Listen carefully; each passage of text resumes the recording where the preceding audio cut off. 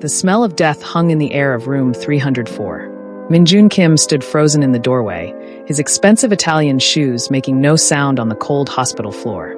His mother, the woman who had raised him alone, who had worked 3 jobs to keep him fed, who had never once complained about the cards life dealt her, lay motionless on the white hospital bed. Her skin looked like paper. Her breathing came in short, painful gasps. But that wasn't the shocking part. The shocking part was the young black nurse standing beside his mother's bed, holding a strange clay bowl filled with dark liquid that smelled like earth and rain and something ancient. The nurse's hands were steady, but her eyes showed fear. Behind Minjun, 3 of his men stood ready, their hands inside their jackets where their guns waited. "Sir," the nurse said quietly, her voice shaking just a little. "I know you don't know me. I know this looks crazy, but if you let me give this to your mother, I can save her life." Minjun's jaw clenched. Every doctor in this hospital, the best hospital money could buy, had said his mother had maybe 3 days left. And now this nurse, this stranger, was telling him she had the answer in a bowl of what looked like muddy water? "Give me one reason," Minjun said, his voice cold as winter. "Why I shouldn't have my men throw you out of this room right now." The nurse looked him straight in the eyes. "Because your mother just squeezed my hand. Because 30 seconds ago, when I told her what this remedy is, she nodded yes. And because, Mr. Kim, you're running out of time. If you want to know how we got here, if you want to know whether Minjun's mother survives, subscribe, like and drop a comment below, and tell me where you're watching from. Now, let me take you back to where this impossible story really began. 3 weeks earlier, everything was normal. Well, as normal as life could be when your son ran the most powerful Korean crime organization in Los Angeles. Minjun Kim was not a good man. He knew this. At 32 years old, he controlled the drug trade, gambling, and protection rackets in Koreatown and beyond. People feared him. Politicians took his money and looked the other way. Police officers who got too curious found themselves transferred to desk jobs in distant precincts. But every Sunday, without fail, Minjun went to his mother's small apartment for dinner. Mrs. Sung-hee Kim lived in the same modest 2-bedroom apartment in Koreatown, where she'd raised Minjun alone after his father disappeared when Minjun was 5. She had cleaned offices at night, worked as a seamstress during the day, and sold homemade kimchi on weekends. Every penny went to Minjun's education, his clothes, and his future. Minjun had begged her 1,000 times to move into a mansion. He could buy her anything, a house in Beverly Hills, a penthouse downtown, whatever she wanted. But Sung-hee always refused. "This apartment holds my memories of raising you," she would say, patting his cheek like he was still a little boy. "Why would I leave?" She didn't ask about his business. Minjun suspected she knew, but they had an unspoken agreement. On Sunday evenings, he wasn't a crime boss. He was just her son, eating too much bulgogi and listening to her stories about the old country. On this particular Sunday in late October, Minjun arrived at 6 o'clock sharp, as always. His bodyguard, Dae-young, waited in the car downstairs. Minjun climbed the 3 flights of stairs and knocked 3 times, their special signal. He heard his mother's footsteps shuffling toward the door. But something was wrong. The footsteps sounded slower than usual, heavier. The door opened, and Minjun's blood went cold. His mother looked terrible. Her normally bright eyes were dull and tired. Her skin had a grayish tint. She was gripping the doorframe like she needed it to hold herself up. "Yama!" Minjun rushed forward, catching her as her knees buckled. "What's wrong? What happened?" I'm fine, Sung-hee said, but her voice was weak. "Just a little dizzy. I probably didn't eat enough lunch." Minjun half carried her to the couch. His mind was racing. His mother was never sick. In 32 years, he'd seen her with a cold maybe twice. She was tough as nails, strong as steel. "When did this start?" Minjun demanded, pulling out his phone. "It's nothing, really." "Yama, when?" Sung-hee sighed. "Maybe 2 weeks ago? I've been very tired. And sometimes I feel dizzy. And my joints ache. But I'm 61 years old, Minjun. Old people get tired and achy. It's normal." "This isn't normal." Minjun was already dialing. "I'm taking you to the hospital." No, you just got here. I made japchae your favorite." "Hospital." Now, when Minjun used that tone, even his mother didn't argue. 20 minutes later, Sung-hee was being checked into Cedar Heights Medical Center, the most expensive private hospital in Los Angeles. Minjun had called ahead. The staff knew who he was, and a team of doctors was already waiting. The doctors ran tests. Blood work. X-rays. Scans. Minjun paced the waiting room like a caged tiger, his men standing nervously nearby. Nobody spoke to him. When Minjun was worried, everyone knew to stay quiet. 3 hours later, Dr. Richard Harrison, the hospital's head of internal medicine, called Min-jun into his office. "Mr. Kim, please sit down." "I'll stand. Tell me what's wrong with my mother." Dr. Harrison looked uncomfortable. "Your mother has a very rare blood disorder. It's called acquired pure red cell aplasia. Essentially, her bone marrow has stopped producing red blood cells. Her blood can't carry oxygen properly throughout her body." Min-jun's hands clenched into fists. "So treat it. Fix it." Dr. Harrison's face grew more serious. "Mr. Kim, this condition is extremely rare and very difficult to treat. We can try immunosuppressive therapy, blood transfusions to manage symptoms." "Will she survive?" The pause that followed lasted only 2 seconds, but to Min-jun, it felt like a lifetime. "The survival rate for this condition is not good. If we can't get her into remission quickly, the outlook is..." Dr. Harrison trailed off. "Say it. Weeks. Maybe a month or 2 with aggressive treatment." The world seemed to tilt sideways. Min-jun grabbed the edge of the desk to steady himself. "You're telling me my mother is dying? We'll do everything we can." "Everything? Everything." Min-jun's voice rose. "I will pay anything. Experimental treatments. Specialists from anywhere in the world. I don't care what it costs.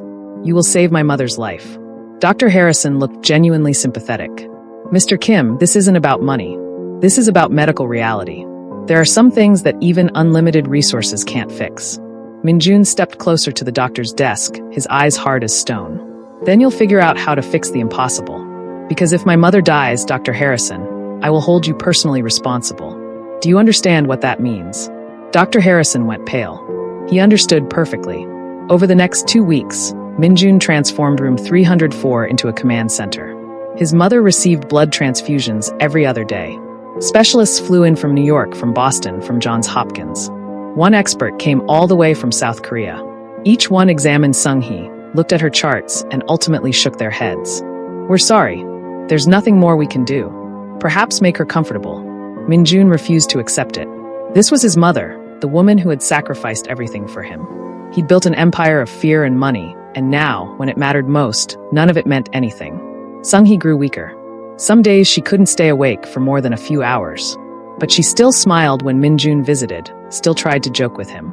"You're spending too much money on me," she said one afternoon, her voice barely above a whisper. "Money means nothing if I can't use it to help you." On the 15th day, Dr. Harrison called Min-jun aside. "We've exhausted every option," the doctor said quietly. "The transfusions aren't working anymore. Her body is shutting down. I'm so sorry, Mr. Kim. We're looking at days now, not weeks." That night, Min-jun didn't go home. He sat in the chair beside his mother's bed, holding her fragile hand, watching her chest rise and fall with each labored breath. At 2:47 a.m., a young nurse came in to check Sung-hee's vitals. Min-jun had seen her before during the day shifts, but never at night. She was African American, probably in her late 20s, with her hair pulled back in a neat bun. Her name tag read, Grace Waters, RN. Grace moved quietly around the room, checking the 4, noting numbers on her tablet. She thought Min-jun was asleep, so she was startled when he spoke. "Is it tonight?" Grace turned, her eyes widening. "I'm sorry. Is my mother going to die tonight?" Grace looked at Sung-hee, then back at Min-jun. Something in her expression softened. "I don't know, Mr. Kim, but her vitals are getting weaker. It won't be long." Min-jun nodded slowly. "You know who I am? Everyone in the hospital knows who you are, sir." "Does that scare you?" Grace considered this. "Should it?" For the first time in weeks, Min-jun almost smiled. This nurse had courage. "Most people are afraid of me. Most people probably have a reason to be." Grace finished with the 4 and started to leave, but then she paused. She looked at Sung-hee again, studying her chart more carefully. Her eyebrows drew together. "What?" Min-jun asked sharply. "Nothing, I just..." Grace shook her head. "Never mind. Tell me." Grace bit her lip. "It's probably nothing. But these symptoms, my grandmother had a condition once that looked similar. The tiredness, the pale skin, the way her body just seemed to be giving up." Min-jun stood up. "Your grandmother survived?" "Yes, but Mr. Kim, it was different. She lived in rural Georgia. We didn't have access to good hospitals. My other grandmother, my mother's mother, was what people called a root woman. She knew healing herbs and old remedies passed down through generations." "What did she give your grandmother?" Grace looked uncomfortable. "Mr. Kim, that was folk medicine. It's not the same as modern medicine." "What did she give her?" Grace took a deep breath. "A tea made from yellow dock root, dandelion, red clover, and a few other herbs. She said it purified the blood and help the body remember how to heal itself. Could you make this tea? I suppose so. My grandmother taught me before she passed. But Mr. Kim, I could lose my license. Minjun moved closer. My mother is dying. Every doctor has given up. If there's even a chance. He paused. Please. Grace saw only a terrified son about to lose his mother. I'll need to gather the herbs. It'll take me a day or two. I understand. 2 days later, Grace returned during the night shift with a thermos and a clay bowl. The liquid inside was dark and smelled strange, earthy and bitter. By then, Sung-hee was barely conscious. Her breathing was shallow. The monitors showed her vitals dropping steadily. And that's when the hospital administrator walked in with security guards, having been tipped off about the unauthorized treatment. That's when Minjun's men reached for their weapons. That's when everything exploded into the crisis moment we started with. Sir, Grace said again, holding the bowl steady despite her fear. Your mother said yes. She wants to try. Minjun looked at his mother's face, then at Grace, then at the 3 security guards blocking the doorway. He had built an empire on making impossible choices. But this one was different. This one was about faith. Minjun stared at the 3 security guards blocking the doorway. Behind them stood Dr. Patricia Morris, the hospital administrator, her face red with anger. She held up her phone like it was a weapon. Mr. Kim, I've already called the police. This nurse is administering unauthorized substances to a patient. That's illegal. If you don't step aside right now, you'll be arrested too. Minjun didn't move. He looked down at his mother, lying still in the bed. Her eyes were closed. Her chest barely moved. The machine beside her beeped slowly, each beep seeming to take longer than the last. Then he looked at Grace. The young nurse held that clay bowl with both hands. Her arms were shaking, but not because the bowl was heavy. She was terrified. Minjun could see it in her eyes. But she hadn't run away. She was still standing there, still trying to help. How long? Minjun asked quietly. Grace blinked. Sir, how long after she drinks this before we know if it works? Grace swallowed hard. My grandmother said the first signs came within 12 hours. Real improvement took 3 days. But Mr. Kim, every person is different. I can't promise. I'm not asking for promises. Minjun turned to Dr. Morris. You said my mother has days to live. Maybe hours. That's correct, which is why we need to keep her comfortable, Anne. So if this nurse's medicine doesn't work, my mother dies. And if we do nothing, my mother dies anyway. Is that right? Dr. Morris's mouth opened and closed. She hadn't expected that logic. Well, yes, but there are proper procedures. Procedures. Minjun said the word like it tasted bad. My mother is dying, and you're worried about procedures? Mr. Kim, I understand you're upset, but we have rules for a reason. We can't just let anyone give patients random herbs and plants. What if it makes her worse? What if it kills her faster? This hospital could be sued. We could lose our license. And this nurse could go to jail. Minjun walked slowly toward Dr. Morris. His 3 men moved with him. The security guards stepped forward, their hands moving to their belts where their radios and pepper spray hung. The hallway went very quiet. Other nurses peeked out from nearby rooms, then quickly ducked back inside. Everyone could feel the danger in the air, thick as smoke. Let me explain something to you, Minjun said softly. His voice was calm, but there was ice underneath. My mother came to America with nothing. She worked every day of her life to give me a chance. She never asked for anything. She never complained. And now, when she needs help the most, the only person willing to try something is this nurse. So here's what's going to happen. He stepped closer. The security guards tensed. Grace is going to give my mother that medicine. We're going to see if it works. And you are going to leave this room and not come back unless I call you. Do you understand? Mr. Kim, I can't. I wasn't asking. Minjun's eyes went hard. I was telling. Dr. Morris's face turned pale. She looked at the security guards, but they wouldn't meet her eyes. Everyone knew who Minjun Kim was. Everyone knew what he could do. If something goes wrong, Dr. Morris said, her voice shaking, if your mother dies because of this witch's brew, it's on you. Not in this hospital. Agreed. Now get out. Dr. Morris turned and walked away fast, her high heels clicking on the floor. The security guards followed her. Minjun's men stayed at the door, making sure no one else came in. Minjun turned back to Grace. Do it. Grace's hands were still shaking as she approached the bed. Mrs. Kim? Can you hear me? Sung-hee's eyes opened just a tiny bit. They were cloudy and unfocused. I have medicine for you, Grace said gently. It's old medicine. The kind your grandmother might have known in Korea. Can you try to drink it for me? Sung-hee's lips moved. No sound came out at first. Then, so quietly that Minjun had to lean in to hear. Any? Yes. Grace carefully lifted Sunghee's head. Minjun helped, supporting his mother's shoulders. Grace brought the bowl to Sunghee's lips. The dark liquid touched her mouth. Sunghee's face scrunched up. It clearly tasted terrible. But she swallowed, then swallowed again. And again. Grace gave her small sips, waiting between each one. It took almost 10 minutes to get half the bowl down. Finally, Sunghee turned her head away. She couldn't drink anymore. That's good, Grace said softly. That's very good, Mrs. Kim. You did great. She gently laid Sunghee's head back on the pillow. Minjun stared at his mother's face, looking for any sign of change. But nothing happened. Sunghee's eyes closed again. Her breathing stayed shallow and slow. Now what? Minjun asked. Now we wait, Grace said. The medicine needs time to work. It has to travel through her blood, reach her bones, remind her body what it's supposed to do. How will we know if it's working? Her color might improve first. Her breathing might get easier. But Mr. Kim, Grace looked at him with sad, honest eyes. It might not work at all. My grandmother's remedy helped my other grandmother, but that doesn't mean it will help everyone. I need you to understand that. Minjun nodded. When do you give her more? In 6 hours. And then every 6 hours after that until. Grace trailed off.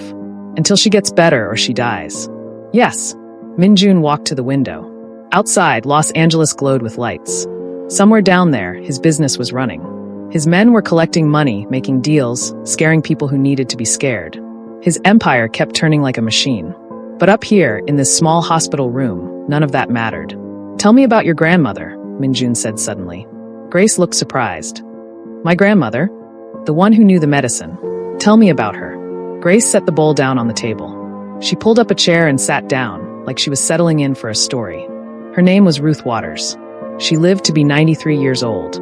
She was born in Georgia in 1920, back when things were very different for Black people in the South. Her mother taught her about healing plants. And her mother learned from her mother. The knowledge went back and back, all the way to Africa. Why plants? Minjun asked. Because Black people couldn't always go to doctors back then. Sometimes doctors wouldn't see them. Sometimes they couldn't afford it. So they had to heal themselves. They learned which plants helped with fevers, which ones cleaned wounds, which ones made pain go away. They learned which roots made blood strong. Grace smiled, remembering. My grandmother had a garden behind her house. She grew everything there. Yellow dock, dandelion, burdock root, red clover. She made teas and poultices and salves. People came from all over the county to see her when they were sick. Did doctors get angry with her? Some did. They said she was practicing medicine without a license. But she never charged money. She said healing was a gift from God, and you don't charge for gifts. So the police left her alone. And she taught you? Grace nodded. I spent every summer with her from the time I was 5 until she died when I was 17. She taught me which plants were which, how to harvest them at the right time, how to prepare them. She said the knowledge needed to be passed down, or it would die with her generation. Why did you become a nurse instead of what did you call it? A root woman? Grace laughed softly. My mama wouldn't hear of it. She said, baby, you're going to college. You're going to get a real job with benefits and a pension. You're not going to be picking plants in the woods like some old country woman. So I went to nursing school. But I never forgot what Grandma Ruth taught me. Minjun turned from the window. Does the medicine you gave my mother have a name? Grandma called it blood builder tea. She said it woke up lazy blood and made it remember how to be strong. They sat in silence for a while. The machines beeped. Sunghee breathed in and out, in and out. Grace checked her watch. I need to go do my other rounds, she said. But I'll be back in 6 hours with more tea. Will you be here? I'm not leaving, Minjun said. Grace stood up. She looked at Minjun for a long moment, like she was trying to figure something out. You really love her, don't you? Your mother. She's all I have. I don't think that's true, Mr. Kim. I think you have a lot. Money, power, people who work for you. But she's all you care about. There's a difference. After Grace left, Minjun sat in the chair beside his mother's bed. He held her hand. It felt so thin and cold, like holding a bird's wing. Yama, he whispered.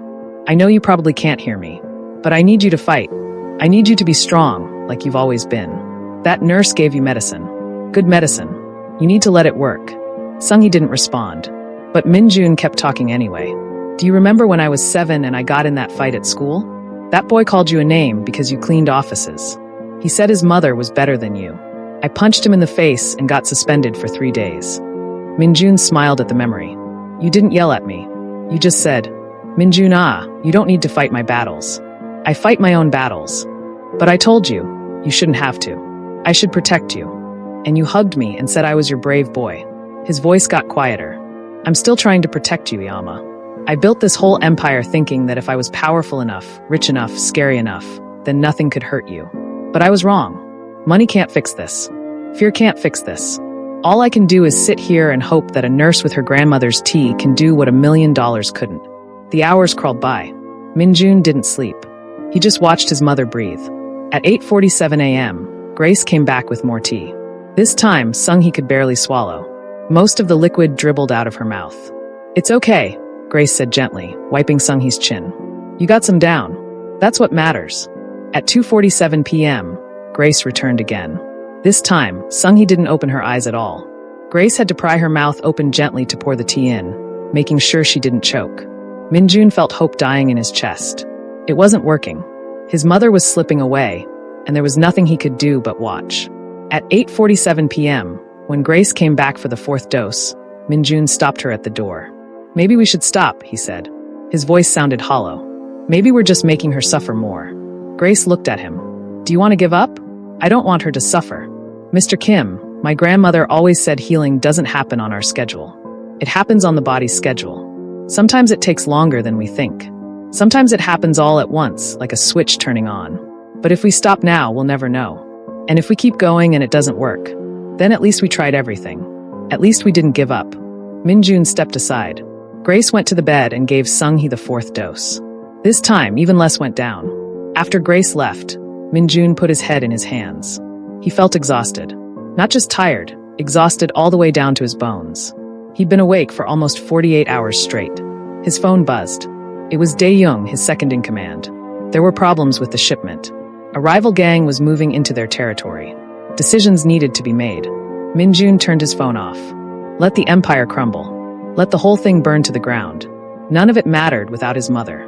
He must have fallen asleep at some point, because the next thing he knew, someone was shaking his shoulder. Mr. Kim. Mr. Kim, wake up. Minjun's eyes snapped open. Grace stood over him, and her face looked strange. Not sad. Not worried. Something else. What? What's wrong? Look, Grace said, pointing at the bed. Minjun looked at his mother. At first, he didn't see anything different. But then he realized her skin didn't look quite so gray anymore. There was a tiny bit of color in her cheeks. Just a hint of pink, like the very first light of dawn. Her vitals are up, Grace said, her voice shaking with excitement. Not a lot, but they're up. Her blood pressure is better. Her oxygen levels are better. Her heart rate is stronger. Minjun stood up so fast his chair fell over. Is it working? Is the medicine working? I think so. I think it might be.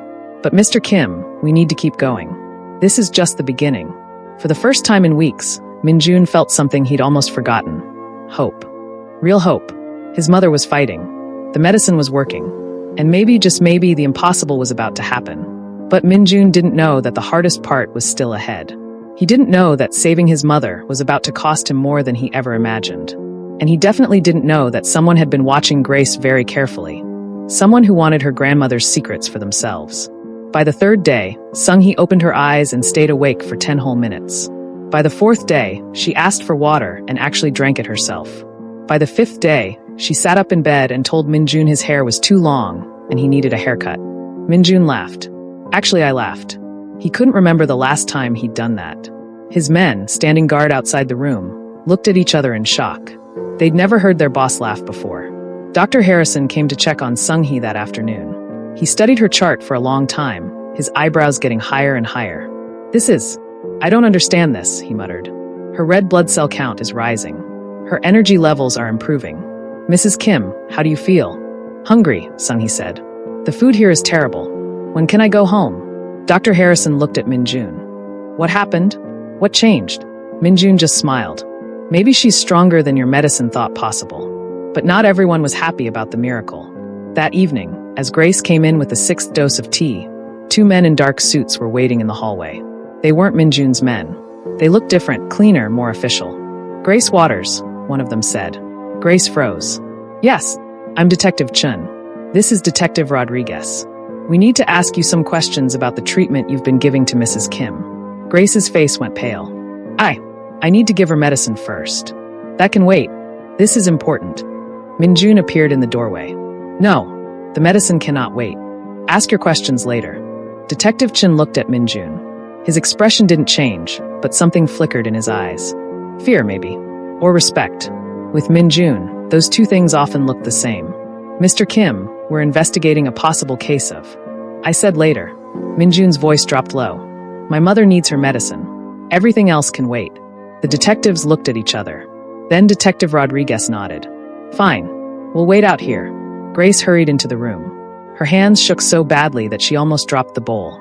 Minjun took it from her and set it on the table. What do they want? He asked quietly.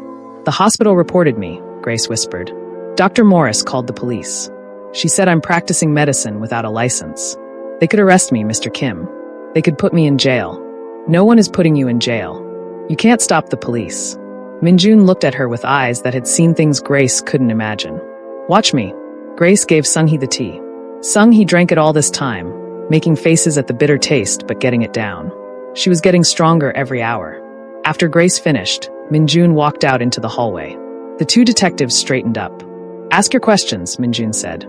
Detective Chin pulled out a small notebook. Mr. Kim, did you pay Nurse Waters to give your mother unauthorized treatment? No. Did you threaten her or force her to do it? No. Did you know that the substances she was giving your mother weren't approved by the FDA? Yes. Detective Rodriguez jumped in. So you knowingly allowed an unqualified person to give your mother unapproved drugs? She's a registered nurse. That makes her qualified. And they're not drugs. They're herbs. Plants. The kind of medicine people have been using for thousands of years. That doesn't make it legal. Minjun stepped closer.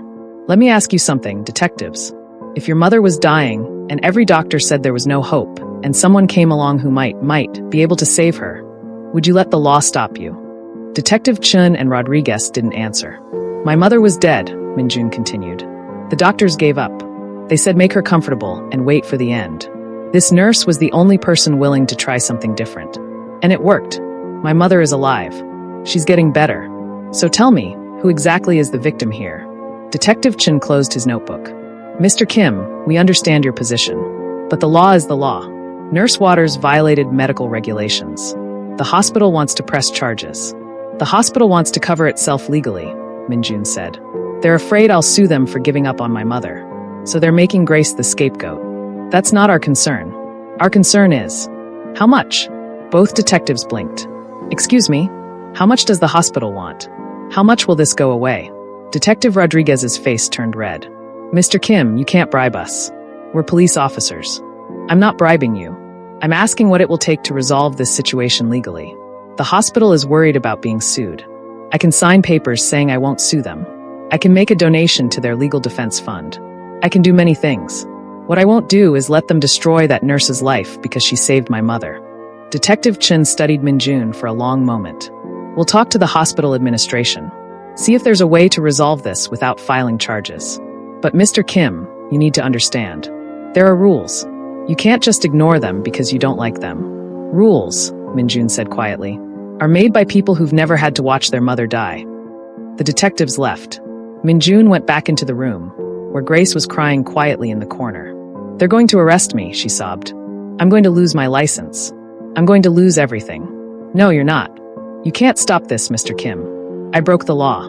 I knew the risks when I did it, and I did it anyway. Why? Minjun asked suddenly. Why did you risk everything for a stranger?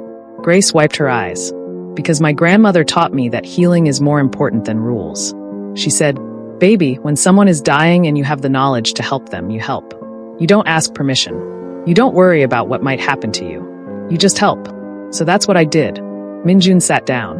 For the first time, he really looked at Grace. Not as a nurse, not as someone useful, but as a person. She was maybe 28 years old. She probably had student loans from nursing school. She probably struggled to pay rent in expensive Los Angeles. And she'd risked everything, her job, her license, her freedom, to help someone she didn't even know. I owe you a debt, Minjun said slowly. A debt I can never fully repay. But I can try. I don't want money, Mr. Kim. I'm not offering money. I'm offering protection. I'm going to make sure the hospital drops this. I'm going to make sure you keep your license. And I'm going to make sure no one ever bothers you about this again. How? Minjun smiled, but it wasn't a nice smile. I have ways. Over the next 24 hours, several interesting things happened. First, 3 members of Cedar Heights Medical Center's board of directors received anonymous phone calls. The callers seemed to know very specific things about very private matters. Donations that weren't quite legal. Relationships that weren't quite appropriate. Decisions that weren't quite ethical. Second, Detective Chen's captain received a visit from a city councilman who suggested that pursuing charges against Nurse Waters might not be in anyone's best interest. After all, the patient survived. The family was happy. Why waste taxpayer money on a case no jury would convict? Third, Dr. Patricia Morris found herself in a meeting with the hospital's lawyers. They explained very carefully that if the hospital pursued criminal charges against Grace Waters, Mr. Kim might decide to share certain information about the hospital's treatment of his mother. Information about how they gave up, how they refused to try experimental treatments, how they essentially left her to die. The lawsuit that would follow could cost the hospital millions, maybe tens of millions. Was it really worth it to punish one nurse? By the end of the day, all charges were dropped. Grace was suspended for 2 weeks without pay, a slap on the wrist, basically, and then allowed to return to work. When Grace found out, she sat down on the floor right there in the hospital hallway and cried. Min-jun found her there an hour later. It's done. You're safe. Grace looked up at him with red, puffy eyes. What did you do? What needed to be done? Did you hurt anyone? No. I just reminded some people that doing the right thing is usually easier than doing the wrong thing. Grace stood up slowly. My grandmother used to say that some people are put in our path for a reason. She said the universe sends us exactly who we need, exactly when we need them. I don't believe in the universe, Min-jun said. I believe in cause and effect, action and consequence. And yet here we are. You needed someone to save your mother. I needed someone to protect me. We found each other. Min-jun didn't have an answer for that. That evening, Sung-hee was well enough to sit up and eat real food. Grace brought her soup from a Korean restaurant nearby, soft tofu stew, the kind that's easy on the stomach. Sung-hee ate 2 whole bowls. Then she looked at Grace and Min-jun sitting on opposite sides of her bed. You two saved my life, she said softly. The medicine saved you, Yama, Min-jun said. No. Sung-hee shook her head. Grace brought the medicine. But you believed in it. You protected her. You made it possible. You both saved me. She reached out and took Grace's hand with her left hand and Min-jun's hand with her right hand. In Korea, we have a saying, Unhairul gapgetsiamenida. It means, I will repay this kindness. Grace, you gave me my life back. How can I ever repay that? You don't need to repay anything, Mrs. Kim. I'm just glad you're better. And Min-juna. Sung-hee squeezed her son's hand. You've spent your whole life trying to protect me. But this time you did something different. You trusted me. You had faith. You believed in something you couldn't control. I'm very proud of you. Min-jun felt something strange happening in his chest. A tightness. A pressure. He realized with shock that he was about to cry. He hadn't cried since he was 12 years old. He stood up quickly. I need to make some phone calls. Business. He walked out of the room before either of them could see the tears. But outside in the hallway, standing by the window, he let himself feel it. Relief. Gratitude. Love. All the emotions he'd spent 20 years burying came flooding up. His mother was alive. Against all odds, against all logic, against everything the doctors said. His mother was alive. Min-jun pulled out his phone. He had messages from Dae-young. The business needed attention. Decisions needed to be made. Money needed to be moved. For the first time in his adult life, Min-jun thought, maybe I don't want to do this anymore. What was the point of an empire if he couldn't save the person he loved most? What was the point of power if it was useless when it mattered? But he pushed those thoughts away. That was a problem for another day. Behind him, through the window in the door, he could see his mother and Grace talking and laughing. 2 women from completely different worlds, brought together by desperation and hope. Min-jun didn't believe in miracles. He believed in leverage and force and knowing where to apply pressure. But watching his mother smile, really smile, not the weak, dying smile from last week, but a real, genuine, full-of-life smile, he had to admit, maybe some things couldn't be explained by logic alone. Maybe Grace's grandmother was right. Maybe sometimes the universe sent you exactly who you needed. And maybe, just maybe, Min-jun Kim needed more than money and power. Maybe he needed to learn what it meant to be human again. But the story was far from over. Someone had been watching from the shadows. Someone who wanted Grace's knowledge for very different reasons. And that someone was about to make a move that would put everyone in danger. 2 weeks after Sung-hee left the hospital, everything seemed perfect. Sung-hee was back in her small apartment, stronger every day. Grace visited 3 times a week to check on her and bring more of the blood-building tea.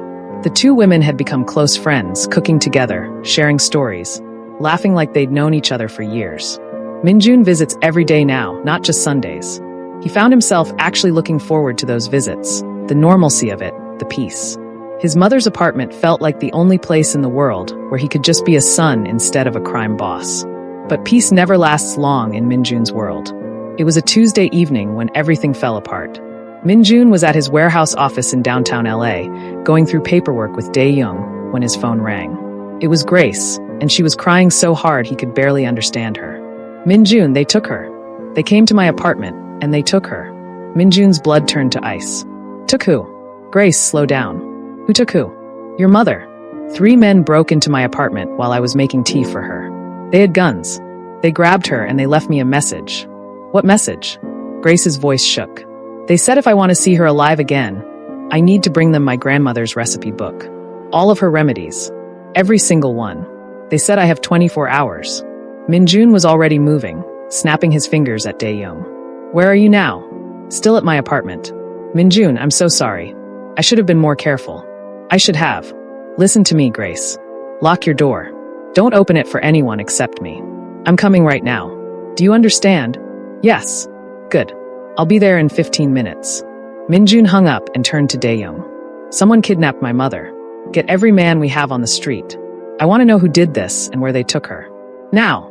Dae-young's eyes widened. Boss, who would be stupid enough to? I don't care who they are. Find them. And when you do, don't touch them. I want that pleasure for myself. Minjun drove through LA traffic like a madman, running red lights, cutting off other cars. His mind raced. Who would dare kidnap his mother? Everyone in the criminal underworld knew that Sung-hee Kim was untouchable. Taking her was a death sentence. Unless it wasn't about him at all. Unless it was about Grace. When he reached Grace's apartment building in Koreatown, he took the stairs 3 at a time. Grace opened the door before he could knock.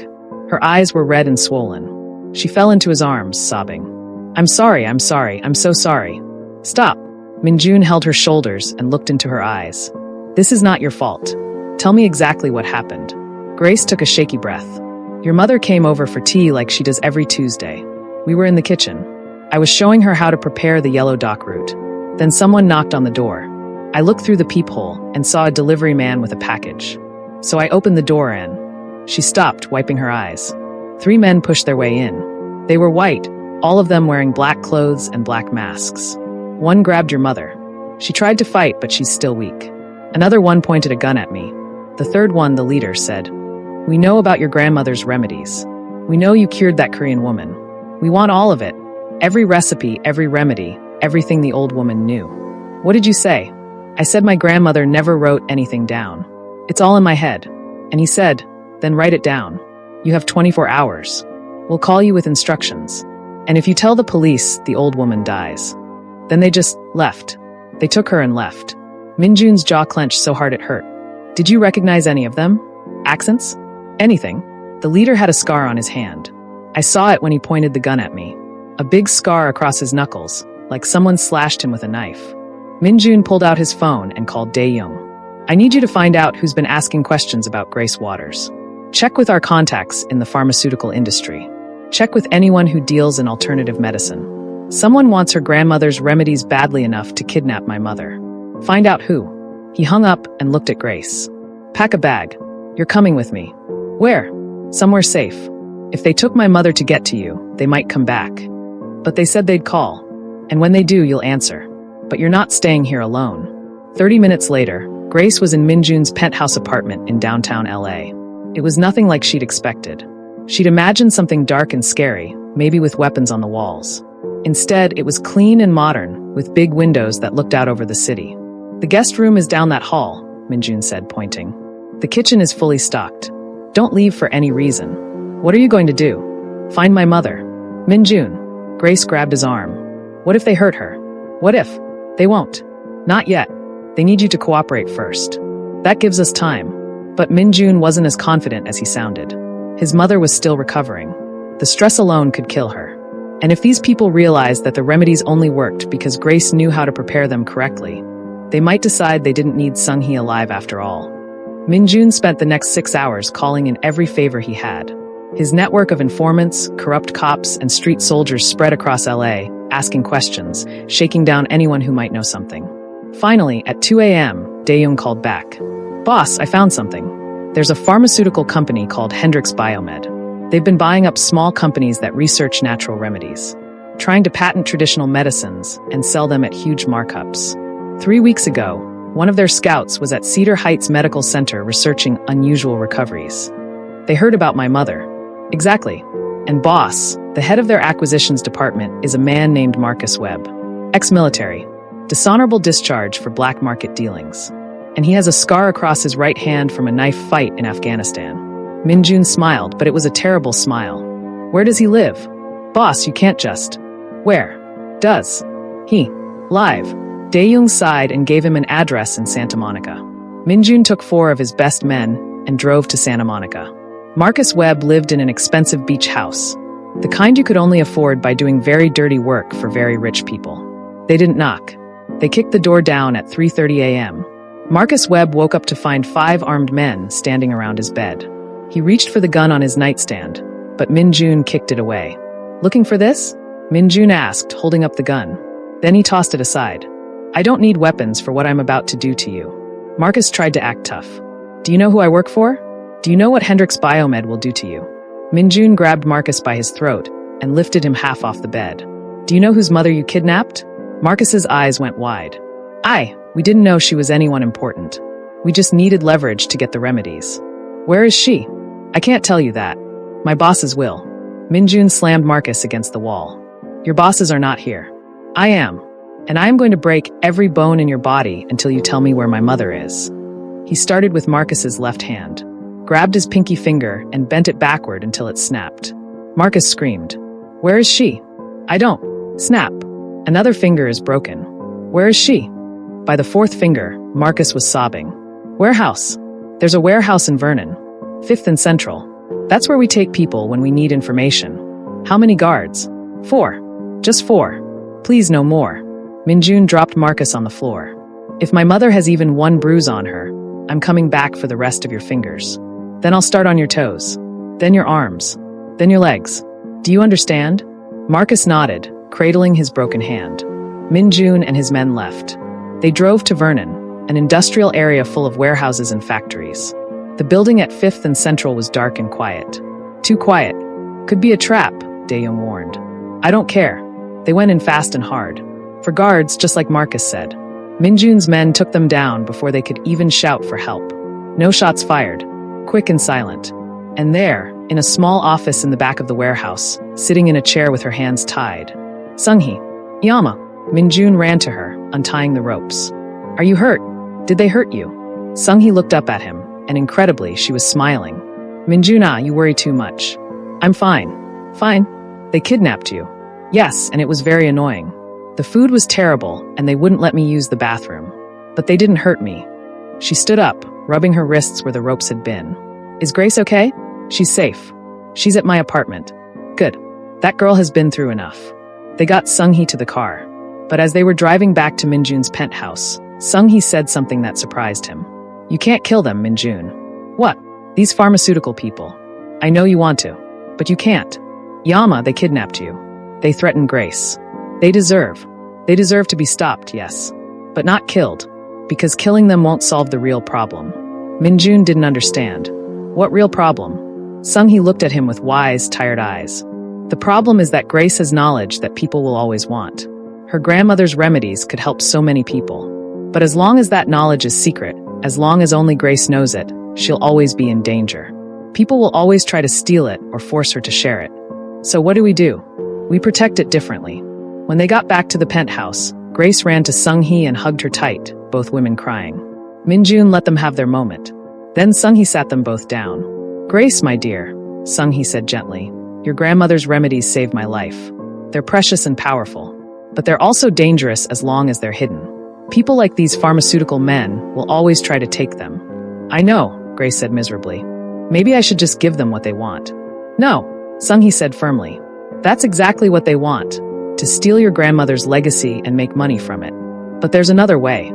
She looked at Minjun. My son has money and connections. We could start a clinic. A real clinic where people can come for help. Where you can teach others your grandmother's remedies. Where the knowledge is shared freely, not sold or stolen. Minjun blinked. A clinic? Yes. A free clinic where Grace can practice her grandmother's medicine legally. Where she can train other people.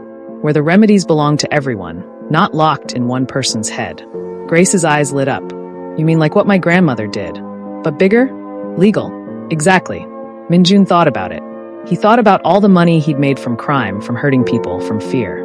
And he thought about how none of it had been able to save his mother. Only Grace's kindness and her grandmother's wisdom had done that. Okay, he said finally. We'll do it. I'll fund it. Grace will run it. We'll call it. He paused. What was your grandmother's name? Ruth, Grace said softly. Ruth Waters. Then we'll call it the Ruth Waters Healing Center. A place where traditional medicine and modern medicine work together. Where people can get help no matter who they are or how much money they have.